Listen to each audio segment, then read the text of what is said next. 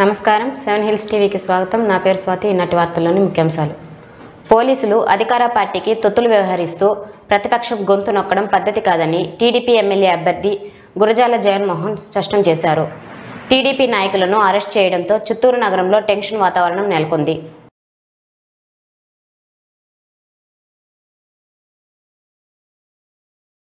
ఈ సందర్భంగా గురజాల మాట్లాడుతూ చిత్తూరు నగరంలోని 10వ డివిజన్లో సూపర్ 6 పథకం పైన టీడీపీ నాయకులు ఇంటింట ప్రచారం చేస్తున్నప్పుడు వైసీపీ నాయకులు అడ్డుపడి పోలీసులకు సమాచారం ఇచ్చారన్నారు.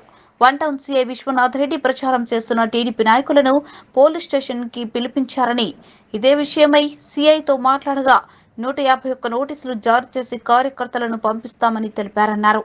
పోలీసులు టీడీపీ నాయకులు చేపడుతున్న పథక ప్రసారాన్ని అడ్డుకోవడం పద్ధతి కాదన్నారు.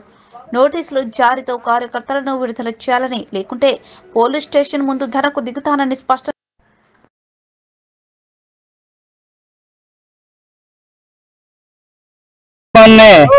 మా అధినేత ఆదేశాల మేరకు మేము చేపట్టి ఇల్లు ప్రచారం అంటే ఆ సూపర్ 6 కార్యక్రమాన్ని వివరించే సందర్భంలో ఈ చిత్తూరు నియోజకవర్గానికి సంబంధించిన వైసీపీ కొందరు అభ్యర్థులు అభ్యంతరాలు తెలియజేశారు.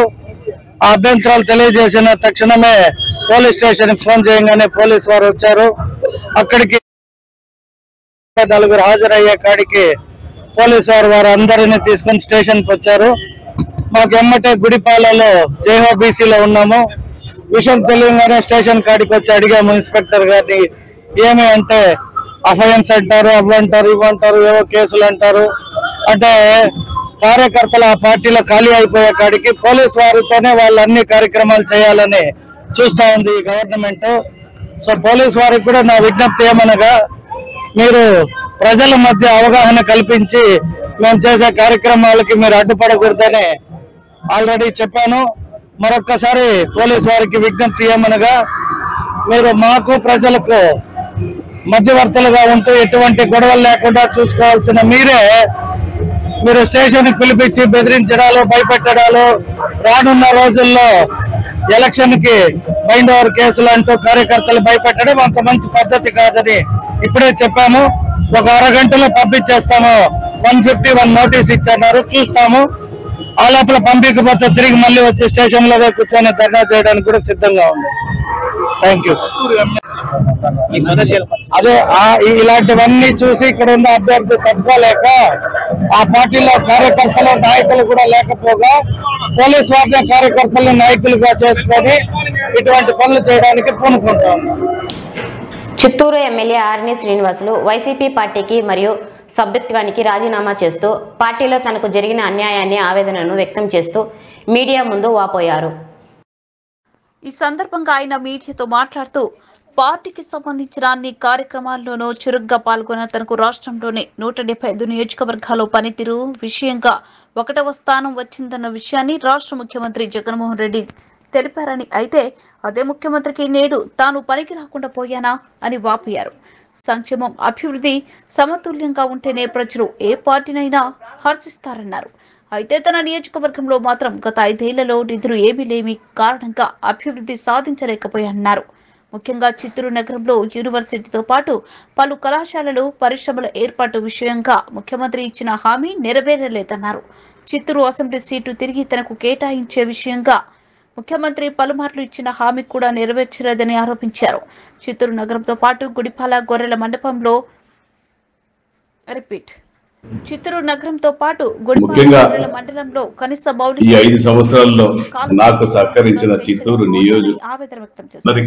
రాష్ట్ర ప్రభుత్వం మాట విని తన సొంత మీడియా మిత్రులకు, పత్రికా విలేకరులకు 74 కోట్ల మేర బిల్లులు పెండింగ్ పడ్డాయని తెలిపారు. అన్ని పార్టీల నాయకులందరికీ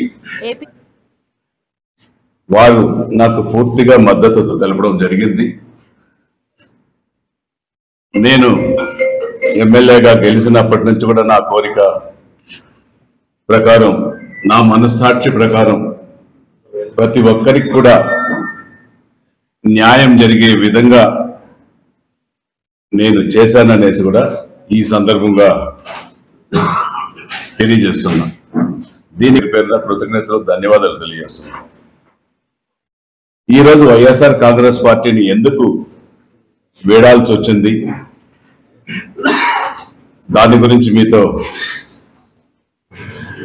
తెలియజేసుకోవాలనే ఒక ముఖ్య ఉద్దేశంతోనే ఈరోజు ఈ యొక్క సమావేశాన్ని కూడా ఏర్పాటు చేయడం జరిగింది. ముఖ్యంగా నేను ఎమ్మెల్యే అయినప్పటి నుంచి కూడా పార్టీ కార్యక్రమాలు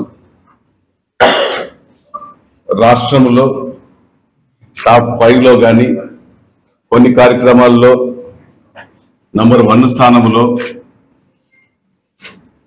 పూర్తి చేశాననేసి కూడా పార్టీ కూడా చెప్పింది అనేసి కూడా మీకు తెలియజేస్తున్నా. లేదన్నా నాకు చిత్తూరులో కొంత డిస్టర్బెన్స్ స్టార్ట్ అయ్యిందని 1 సంవత్సరం ముందు కూడా నేను చెప్తే అవన్నీ ఏమి ఇబ్బంది లేదు అని స్పష్టంగా భరోసా కల్పించాడు. ఆ ఒక్క భరోసాతోనే నేను మొన్నటి వరకు కూడా నా కార్యక్రమాలు తూచా తప్పకుండా ముఖ్యమంత్రి గారి భరోసాతో ప్రతి ఒక్క కార్యక్రమం కూడా పూర్తి చేశాననేసి కూడా తెలియజేస్తున్నా. దేశాని కోసం కూడా రావడం జరిగిందనేసి కూడా తెలియజేస్తున్నా.